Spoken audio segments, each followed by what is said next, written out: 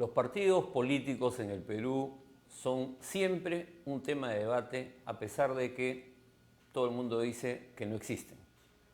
Sobre ese tema voy a conversar hoy con Carlos Meléndez, investigador de la Universidad Diego Portales de Chile y además autor del libro El Mal Menor, publicación del Instituto de Estudios Peruanos, que es la tesis doctoral que Carlos Meléndez elaboró en la Universidad de Notre Dame. Carlos, un gusto conversar contigo. El gusto también. No vienes al arriero hace como 6 años o 5 años, ¿no? Cuando hablamos de la soledad de la política. Algo así, exactamente. Carlos, tu libro trata sobre las identidades políticas, ¿no? Y entra en debate con quienes plantean que tenemos un sistema de partidos, ¿no? Con que ese sistema esté en crisis. Y tú dices, sí, crisis hay, pero en realidad hay otra cosa, ¿no? Los partidos políticos que tenemos en el Perú no son eso que muchos politólogos, analistas, sociólogos o yo mismo imaginamos. ¿Cuál es la hipótesis principal de tu trabajo? La hipótesis principal es que olvidémonos de hablar de organizaciones partidarias. Los sistemas de partidos políticos. En Perú nunca hemos tenido un sistema de partidos políticos. Martín Tanaka ya más o menos lo decía algo cuando hablaba de su libro Espejismo de la Democracia, ¿no? Hemos vivido precisamente espejismos de que queríamos tener sistemas de partidos políticos. Yo lo que digo es que no ha habido un sistema como tal. Es muy difícil que en el Perú tenemos una tierra poco fértil para la organización partidaria. ¿Y esto por la misma historia política, por los constantes golpes de Estado o porque los peruanos tenemos Exactamente, una traba? No, porque por la historia, ¿no? Es decir, recién en el siglo XX, el 85, recién hubo 2 elecciones generales consecutivas. O sea, un gobierno que no terminaba en golpe, digamos. Exactamente. Y que, si te das cuenta, recién en el año 79-80, por primera vez se le da voto a los analfabetos. Es decir, voto a los sectores rurales. Antes los partidos políticos no tenían ningún incentivo para hacer política más allá de las capitales provinciales, porque ¿para qué ir a hacer política en el campo si no había votos para que buscar ahí? En ¿no? épocas en que la población era predominantemente rural, hasta los años 60, digamos. Exactamente. Entonces, no hemos tenido incentivos no había ni elecciones ni electores. Entonces, era muy difícil crear y construir una tradición partidaria. Recién en los 80 se trata de construir una tradición partidaria, pero no duró mucho. O sea, duraron 10, 12 años. Y de ahí las sucesiones y las crisis, en realidad no vamos a tener. Yo creo que hay que dejar de soñar con un sistema de partidos políticos. Ahora, sin embargo, tú lo que dices es que a pesar de que no hay partidos políticos, lo que tenemos en los últimos años, bueno, en las últimas 2 décadas, ¿no? Son procesos electorales, competitivos, y diferentes posiciones que se confrontan, ¿no? Entonces, ¿por qué ocurre eso? Porque el supuesto sería que tienes que tener partidos sólidos para que, entre comillas, la democracia funcione. Claro. ¿no? O para que el juego se pueda dar, digamos, ¿no? Claro, entonces el juego se da entre identidades políticas. Lo que yo digo es que efectivamente la sucesión de golpes, de polarización, de disputas, lo que ha generado ha sido bandos políticos. El siglo XX peruano es la historia entre el aprismo y el antiaprismo. Y lo que va del siglo XXI es una disputa entre fujimorismo y antifujimorismo. No has podido construir sistema de partidos, pero sí han florecido algunas organizaciones que tratan de asemejarse a un partido político. El APRA sí lo fue consistentemente. El fujimorismo ha pasado por muchas etapas y ha tratado de generar un partido político. Entonces, tú eras uno de los que más insistía en que el fujimorismo estaba construyendo un partido político, en el periodo Keiko, digamos, no en el periodo de Alberto Fujimori. De acuerdo. Pero lo que han generado, más que organización, han sido identidades. Entonces, a eso voy. Yo digo es que hay que dejar el debate de la organicidad de los partidos y hay que quedarnos en el plano de la ideacional de los partidos. O sea, pero entonces, claro, no tenemos aparatos políticos con militantes que son cuadros, partidos de cuadros, bueno, el APRA sería lo único que quedaba. Con reuniones periódicas donde la gente va a las asambleas, eso no hay. No hay, ni va a haber, creo yo. Entonces, estas identidades, ¿qué son? ¿Es una cultura? Sí, es una mezcla entre posiciones programáticas mezcladas con atractivos personalistas. A ver. Eso es decir, un partido político se sustenta en programas de gobierno. Estos, como no han logrado construirse, institucionalizarse como partidos, generan mitad de sus vínculos, son algunas ideas fuerzas que tienen ciertas reminiscencias con programas de gobierno, con ideologías, pero la otra mitad de estos vínculos políticos tienen que ver con el arraigo que tienen algunos liderazgos personalistas, ya sea haya sido Alan García o ya sea Alberto Fujimori. Entonces, y alrededor de esta mezcla de mitad ideas, mitad personalismo, se construyen ciertas identidades. La gente tiene una imagen de qué es ser fujimorista, la gente tiene una imagen de qué es ser aprista. Pero digamos, en el caso del fujimorismo, uno podría decir, bueno, esto nace en los 90, ¿no es cierto? Mano dura. Claro, mano dura. Clientelismo. Es el presidente que hace cosas, resuelve problemas, ¿no? Neoliberal. Y pragmáticos, además, digamos. Pragmático, pero claramente con una política orientada por la economía. No. Ajá. Digamos, pero en el caso del fujimorismo uno puede tener más o menos que desde el 90 eso no ha cambiado mucho, digamos. Por eso. Pero cuando uno ve el caso del APRA es distinto. Sí. Porque en el caso del APRA, el aprismo de mis antepasados, que fueron cuadros y dirigentes del partido, tiene poco que ver con el aprismo actual, ¿no? Sí. O sea, es diferente. ¿Cuál es el matiz o cuál es la diferencia central ahí? ¿Alan García? La disciplina, ¿no? O sea, la idea principal que articula el aprismo es la disciplina, y la disciplina no solamente es lealtad al líder, ¿no? A la Torre como García, sino también la disciplina es, aunque cambie de programa de gobierno, tú sigues, ¿no? Que en eso sí, digamos que coincide Aya con... Las trayectorias de Aya y Alan se parecen en ese sentido, ¿no? Pasan de la izquierda a la derecha.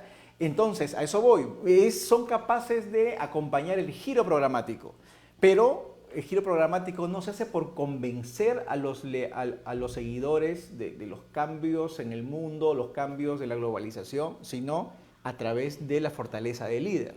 Por eso digo, es mitad programático, mitad personalista. Ahora, pero además, en ambos casos, podríamos agregar Sendero también, pensaba cuando leí el libro, pero hay ese tema de la familia como un rol clave, ¿no? O sea, ¿por qué la familia termina siendo tan importante en esta formación, en la formación de estas identidades? Y un dato importante para matizar, la familia completa en el caso del aprismo y la familia incompleta en el caso de los fujimoristas, ¿no? A ver. La familia siempre ha sido el espacio de socialización político de todos. El primero de todo. El primero. O sea, en Estados Unidos, si tú eres demócrata, lo más probable es que tu familia sea demócrata. Digamos que en el desayuno es que uno se va haciendo, ¿no? El desayuno familiar, en la sobremesa. En la sobremesa, en la sala de la casa, eso es lo que me decían los apristas. Cuando le pregunté a los fujimoristas, sobre todo a los jóvenes, porque eran fujimoristas, le dije, ¿en qué lugar se vuelven fujimoristas? Me decían, en la cocina.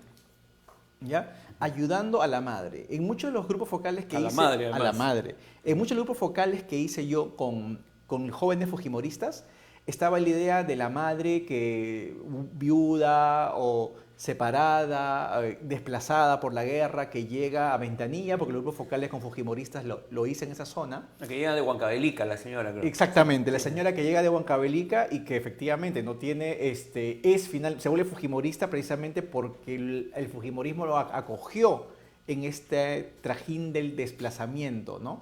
Entonces, las familias incompletas, donde la madre es el eje de estas familias, terminan socializando y transmitiendo el fujimorismo, no quiero generalizar, en estas zonas de las periferias de Lima. Lo que es importante es, y una cosa que luego se corrobora con las estadísticas, es que el ser mujer ayuda mucho a predecir a los seguidores del fujimorismo, ¿no? La mujer ha sido muy importante siempre. ¿Por el discurso, de las políticas sociales sobre todo, o Sí, por algo más? Quizás, no sé, o sea, habría que ver. Porque digamos, uno cuando se acuerda del periodo de Fujimori, efectivamente habían políticas sociales dirigidas a las mujeres en zonas rurales. Yo trabajaba en esa época en el campo y las he visto directamente, o sea, nadie me las ha contado, pero a la vez también habían otras cosas que estaban pasando. La relación con Susan Iguchi por un lado, las políticas de esterilización forzada por el otro, pero sin embargo ¿eso no hace mella en esa...? No, y termina consolidando con Keiko Fujimori, con una lideresa mujer, y termina sentando cierto conservadurismo, cierta tradición familiar, donde la mujer peruana de sectores populares precisamente tiene muchos componentes que lo vincula con ese sector ideológico, ¿no? Bueno, en general la mujer siempre es la que transmite la tradición, eso es en las sociedades rurales era lo más común. Es la lengua materna, como se dice, ¿no? Exactamente. Ahora, entonces, pero tú decías que en el APRA era distinto. El APRA era más una cuestión familiar, quizás más, hasta más masculina, quizás, ¿no? Un partido donde los varones... Tradicional, claro. ¿no? Claro. Pero a lo que voy es que la familia es el agente de socialización. Algo que en teoría, desde sociológica hasta antropológica, lo sabemos, se ve graficado en la formación de estas dos identidades, ¿no? Ahora, pero uno se pone a pensar, digamos, ya cuando yo estoy en la universidad en los años 80, en general yendo para atrás también, las universidades, por ejemplo, o los colegios en secundaria eran espacios también fundamentales para la formación política. ¿Qué ha pasado con estos espacios? ¿Han perdido centralidad? Siguen siéndolo, pero ya no para las identidades positivas, sino para las identidades negativas.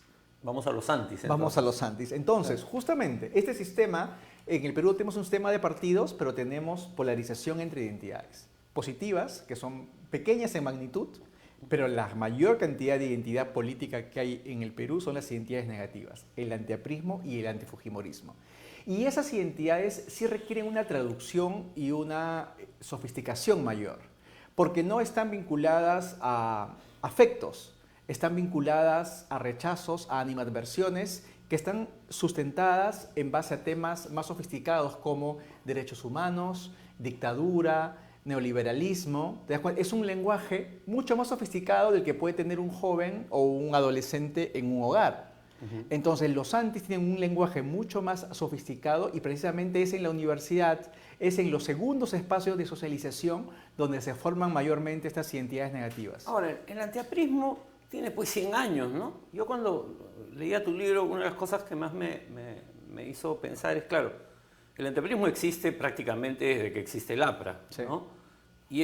Y había un antiaprismo conservador, ¿no? La iglesia, el ejército muy fuerte, ¿no? Los sectores oligárquicos, pero después el APRA va cambiando y el antiaprismo también va mutando, ¿no? Y claro, si bien tú marcas mucho que hay un primer periodo de un antiaprismo conservador y más bien ahora hay un antiaprismo más progre, digamos, el antiaprismo de la izquierda peruana no tiene 30 años, claro, tiene mucho más, o sea, viene de las grandes broncas de los años 50, o sea, todos los que salían del APRA se iban a la izquierda. Ahora, yo tomé la foto, por decirlo de un modo, del 2011 en adelante. Sí, claro, pero digamos, sí. O sea, sí me llama la atención eso porque el antiaprismo de izquierda tiene larga data en el Perú. Y lo que me sorprendió es que no había muchos estudios sobre antiaprismo.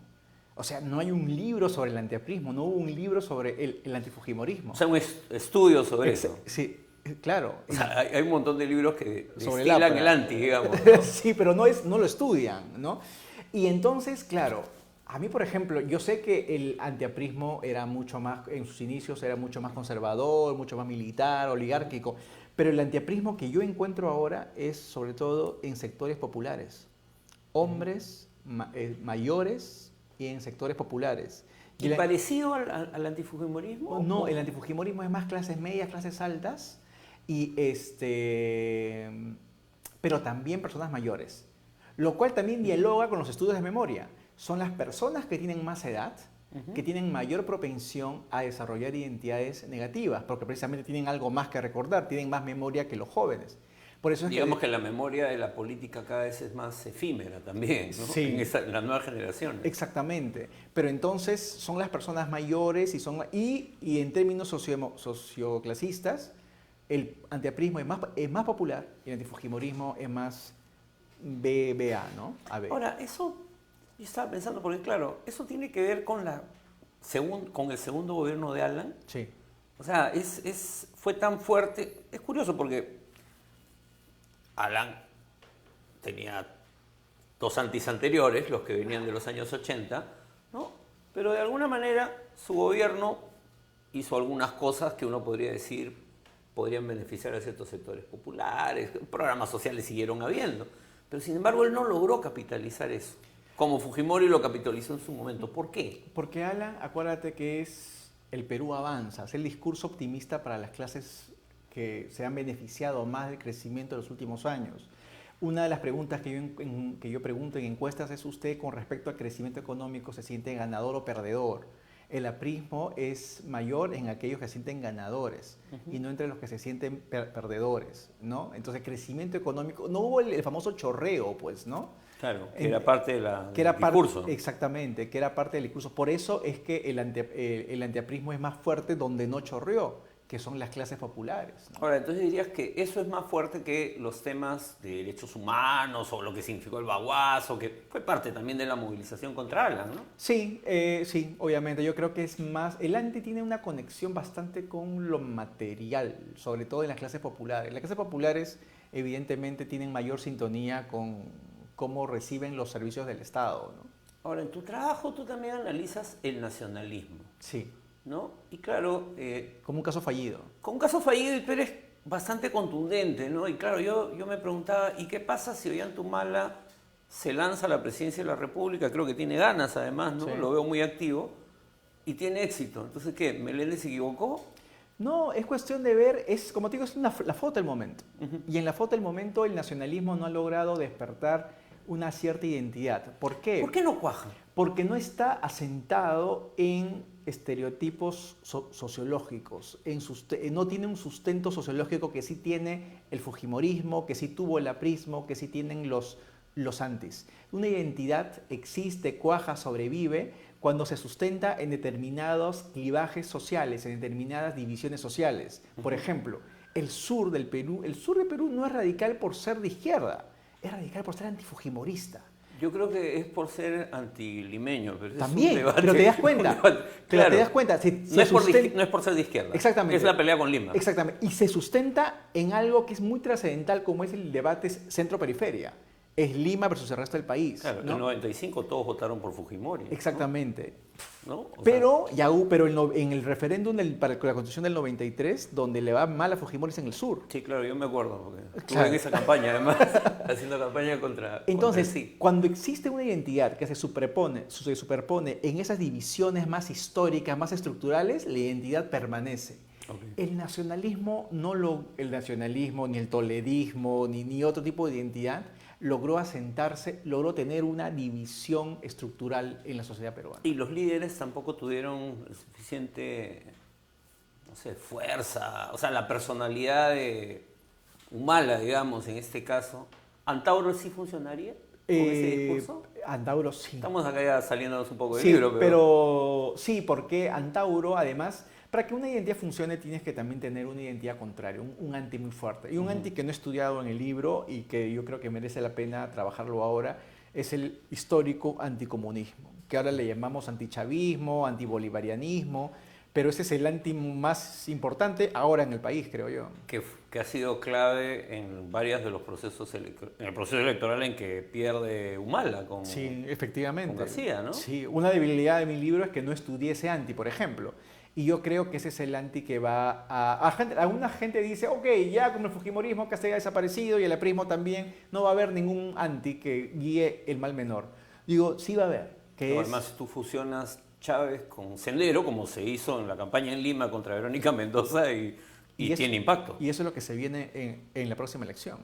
Ahora, se nos está yendo el tiempo. En el último capítulo tú le das una mirada, es una mirada, ¿no? Un esfuerzo de una mirada comparada con el vecindario. Porque claro, a veces los peruanos tenemos la tendencia a pensar que las cosas solo pasan en el Perú y en ningún otro lugar más que en el Perú, ¿no? Sin embargo, hay ciertas similitudes con otros procesos que ocurrieron en los años 90 y en la primera década del siglo XXI.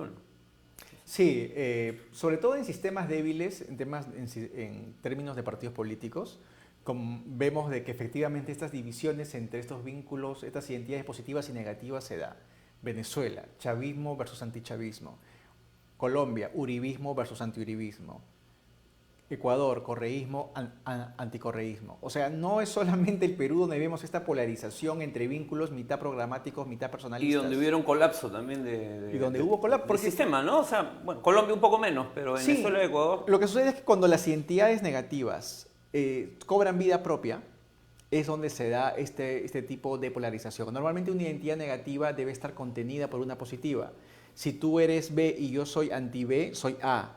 A y anti-B están en un mismo lado. Pero en este caso tenemos el A y el anti-B, que es mucho más grande que el A, y el anti-B no está contenido en el A. Eso es lo que pasa en nuestros países, que el antichavismo no está contenido por un partido político, el antiuribismo no está contenido por un partido político. En el Perú, el antifujimorismo no está contenido por un partido político. Cuando los antis tienen vida propia... Porque es una suma, además, de posiciones, ¿no? Pero en Estados Unidos el antirrepublicanismo está en los demócratas y el antidemócrata están entre los republicanos, ¿te das cuenta? Ese es un sistema institucionalizado, donde el anti no tiene vida propia, ¿no? Ahora, para terminar, tú señalas también en relación al tema comparado las diferencias que hubieron entre los líderes como Chávez, Correa en su momento, y tú los comparas con Fujimori y Uribe, ¿no? Cosa que me parece que esa es la comparación que hay que hacer. Sin embargo, Fujimori fue el único que no construyó un partido, ¿no? ¿Por qué? Construir una identidad. Es que yo creo que en estos tiempos más importante que construir una organización es construir una identidad. Fíjate. O sea que Keiko se equivocó al querer construir un partido. Pero, a ver, Meléndez, pero alimentó la identidad que tenía, ¿no? Alimentó el fujimorismo que existía, ¿no? O sea, además Keiko se da cuenta de que hereda una identidad, que es la identidad fujimorista. Y ella cree ser capaz de convertir esa identidad en una organización. Ya, pero Perú es más fuerte pues que las voluntades de los políticos. Digamos que fracasó en su esfuerzo, eso no quiere decir que vayan a desaparecer. No, porque tienen identidad, ¿no? O sea, el asunto es qué hacemos con las identidades que existen, qué hacemos con esa materia prima. Keiko Fujimori supuso que esa materia prima se podía convertir fácilmente en una organización. Ya, pero el que cree que el fujimorismo en el 2020, el 2021 o el año que hayan elecciones, no sabemos ya cuándo, ¿no? Va a ser arrasado, está equivocado. A ver, es una identidad que puede sobrevivir, no necesariamente en esta siguiente elección, sino de manera posterior. Recordemos la elección del 2006. El 2006, el 2001, bueno, el 2001 no pudieron... todo el mundo creía que el fujimorismo ya había desaparecido, se hicieron libros sobre el tema, y el 2006 aparece tímidamente con un 7%, con una candidata que no fue fujimorista, de apellido, no fue Fujimori, que es Marta Chávez. Que sacó 7%. No era poco. Que es el hardcore del fujimorismo. O sea, en el libro tengo las mediciones del fujimorismo duro y es alrededor del 9%. O sea, que Rosita Bartra podría ser candidata y sacar un porcentaje así. Podría sacar un 6%, un 7%, ¿no? Yo creo que Rosa Bartra es pues la Marta Chávez de la actualidad, ¿no? Y no casualmente viene de la escuela de Marta Chávez, ¿no? Es su mejor alumna. Carlos, ha sido un gusto conversar contigo, volver después de mucho tiempo a tenerte acá en El Arriero. Amigos, amigas, yo les recomiendo la lectura de El Mal Menor. El subtítulo es larguísimo. Vínculos políticos en el Perú posterior al colapso del sistema de partidos. Es la tesis doctoral de Carlos llevada al libro que puede ser un poco difícil de leer porque hay una serie de cuestiones más teóricas, metodológicas, pero que hay que leer para entender mejor cómo funciona la política en el Perú. Porque tenemos muchas ideas en la cabeza de cómo funciona, pero hay que estudiarla para entenderla. Nos vemos.